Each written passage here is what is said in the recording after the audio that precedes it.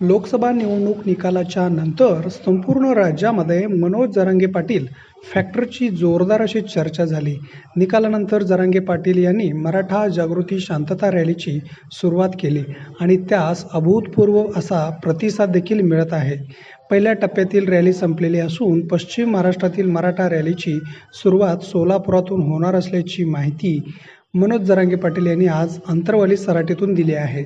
7 ऑगस्टपासून पश्चिम महाराष्ट्रातील रॅलीची सुरुवात होणार असून त्याच दिवशी सोलापूरमध्ये भव्य स्वरूपात मराठ्यांचे वादळ धडकेल अशी प्रतिक्रिया देखील त्यांनी या प्रसंगी दिली.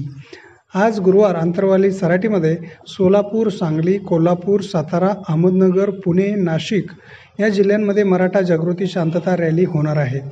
आगामी विधानसभा निवडणुकीच्या पार्श्वभूमीवर संपूर्ण राज्याचे लक्ष जरांगे पाटलांच्या रॅलीकडे लागून राहिले आहे. आज गुरुवारी पाटील यांच्या उपस्थितीत 7 जिल्ह्याचे मराठा समन्वयक, आमरण उपोषणकर्ते, साखळी उपोषणकर्ते, मराठा सेवक यांची नियोजन बैठक आयोजित करण्यात आली होती. सोलापूरमध्ये 7 ऑगस्ट रोजी मराठा योद्धा मनोज जरांगे पाटील येत असून या दौऱ्याची संपूर्ण तयारी नियोजनबद्ध पद्धतीने करण्यात येईल. सर्व 11 तालुक्याच्या समाज बांधवांना याची माहिती देण्यात येणार आहे.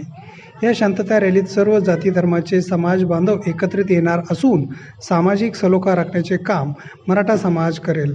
छत्रपती शिवाजी महाराज चौकात भव्य सभेचे नियोजन देखील करण्यात येणार आहे.